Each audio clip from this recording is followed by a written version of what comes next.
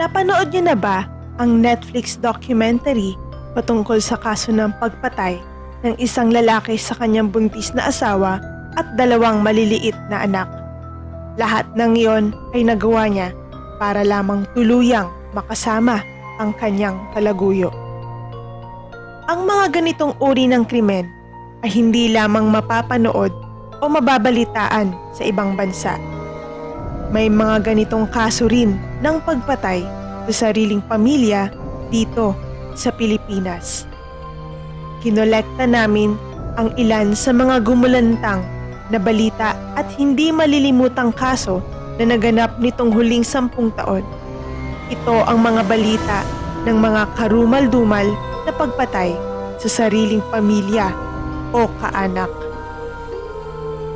Pang-una sa ating listahan ang isang kaso ng pagpatay sa Fairview, Quezon City taong 2014.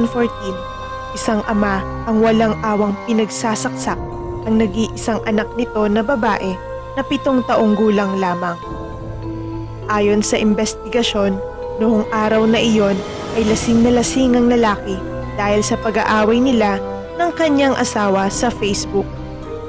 Ang asawa ay umalis patungong Canada nang hindi nagpapaalam sa suspect. Gustong-gusto ng lalaki na umuwi na ang asawa, kaya't nagbanta ito na papatayin ng kanilang anak kapag hindi siya pinagbigyan.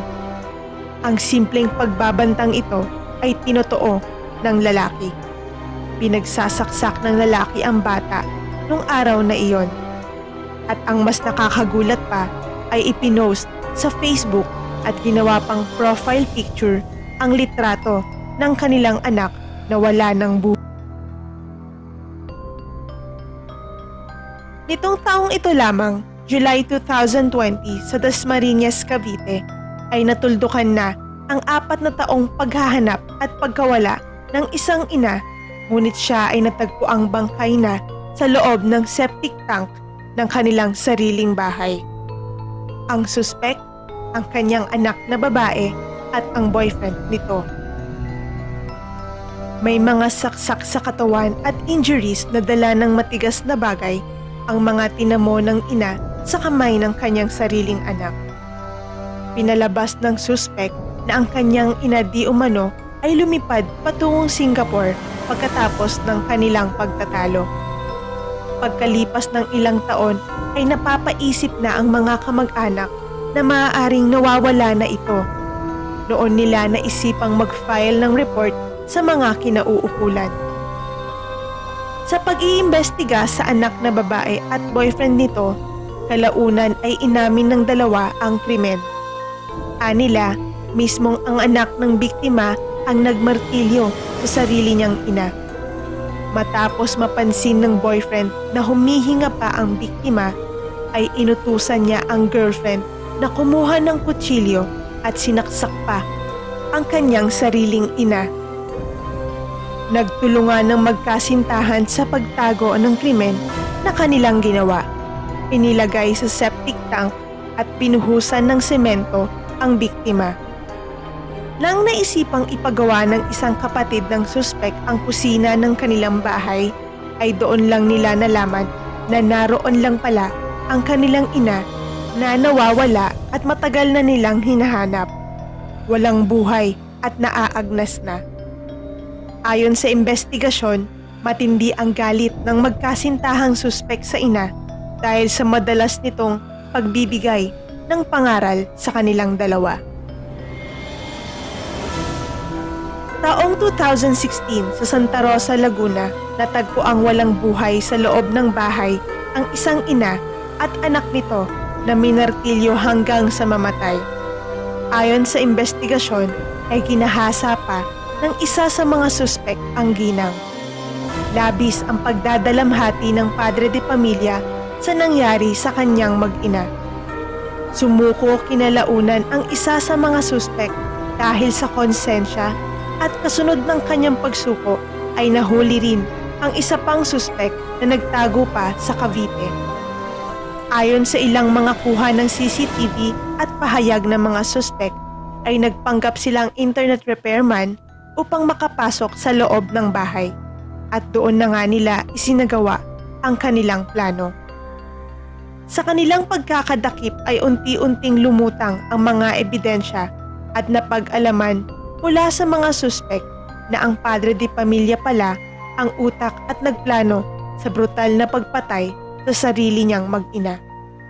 Inutusan pa di umano sila ng padre de pamilya na kunan ng video ang pagpatay sa kanyang mag-ina. Ang kanyang motibo, hinihinalaan niyang may ibang lalaki ang kanyang kinakasama at naniniwala siyang hindi niya tunay na anak ang bata.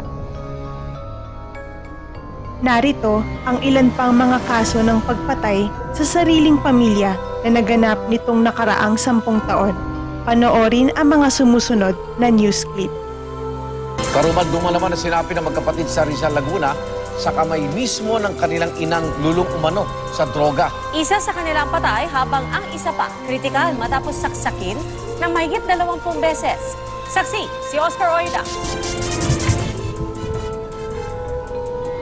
Nagtaka ang 11 taong gulang na ate kung bakit hindi bumabangon kayo na umaga ang nakababata niyang kapatid para sabay sana silang pumasok sa eskwela. Pagbaba niya sa hagdan, ang sumalubong ang kanyang ina. Hindi para asikasuhin siya sa pagpasok, kundi para undayan ng saksak. Pinagsasaksak ko ng gunting. At natanong ko rin po kung anong sinasabi ng kanyang ina o ano pang mga nangyayari nung oras na yon. Ang sabi po sa akin ng bata, tinatanong daw po siya ng kanyang ina habang siya'y sinasaksak kung sino siya. Sino ka? Ikaw ay manananggal. Bakas pa ang dugo sa loob ng bahay nito sa Barangay Tuy, Rizal, Laguna nang datnan ng mga otoridad kanina. Ang biktima, mahigit 20 tama ng saksak ang tinamo. Ang gawa ng bata na makalapit sa pintuan, mabuksan ng pintuan ng bahay, bagamat hinahabol pa rin siya ng saksak ng kanyang ina, ay nakalabas po siya at nakahingi ng tulong sa mga kapitbahay. Naisugod siya sa ospital pero ang nakababata niyang kapatid, patay na nang natagpuan sa kama. Base sa inisyal na pagsiyasat ng pulisya, suffocation ang ikinamatay ng 5 taong gulang na biktima. Posible umunong pinatungan siya ng unan sa mukha. Ang kanilang ilaw ng tahanan sa kulungan ng bagsak. Pero git ng 30 anyos na ginang, hindi siya ang nasa likod ng krimen, kundi Makukulam. Sabi sa akin ng mga anak. Sabi ko na ako wag ka matutulog, kaya makukulam. Kasi antakin natin mag-alas ng umaga. Paliwanag pa niya kung bakit kritikal ngayon ang panganay niyang anak. Bumubulong talaga sa amin. Sinasalitan po niya ako, parang ako po inuutusan niya ng inuutusan. Tapos sobrang takot ko na yung mga bata. Mamatay dahil sabi niya papatayin daw po niya. Isasama daw po niya yung mga anak niya, mga anak ko. Pero ayon sa Laguna Police, lulong sa droga ang suspect na kabilang sa kanilang drug watch list. Nakita po namin na yung comfort room nila sa lababo po meron pong shabu paraphernalias. Meron din po rong isang maliit na plastic sachet ng shabu na gamit na po siya. At tila kung obserbahan nyo, ginamit yung pinagbabawal na gamot. Yes, totoo yan. Nakakagamit po ako. Pero hindi ko po parang ganyan ng mga anak ko na may bubulong talaga sa amin. Naharap sa kasong parricide at frustrated parricide ang suspect. Nakatakdang umuwi ng Pilipinas ang kanilang padre de pamilya na isang OFW. Ako si Oscar Oida, ang inyong Chinap-chap ang isang babae sa Zamboanga City. Ang suspect, sarili niyang anak na may problema raw sa pag-iisip. Nakatutok, Tina Panganibanten. Matapos ang halos 3 oras na negosasyon, umalingaw-ngaw na ang mga putok ng baril sa bahaging ito ng Barangay Sinunok, Zamboanga City. Nanlaban daw ang kanilang target na suspect sa pagpatay at pag-chop-chop sa kanyang sariling ina. Armado raw noon ang suspect ng katana at malaking kutsilyo na narecover sa kanya ng mga nakipag-usap na opisyal ng barangay at pulis. Ayaw niyang sumuko. So, kailangan po namin siyang i-neutralize o i-arrest. Tinry po namin, sir, ang lahat na kunin siya ng buhay. Pero hindi talaga, matigas talaga siya, and then lumaban po siya sa pulis. Bago mapatay, Itinanggi raw ng suspect na pinatay niya ang kanyang ina. Kinausap namin siya, sabi niya, masakit na daw ang ulo niya sa nanay niya kasi gabi-gabi daw siya pinapagalitan. So sabi niya, nasampa lang daw niya tsaka natadyakan. Nagtaka siya kinabukasan bakit hindi na daw nagising. Yun yung allegation niya. Ang bahagi ng chop-chop na katawan ng biktima, itinapon ng suspect sa damuhan. Ayon din sa mga otoridad, may problema sa pag-iisip ang suspect at gumagamit pa raw noon ng iligal na droga. Tina Panganiban Perez, Nakatuto.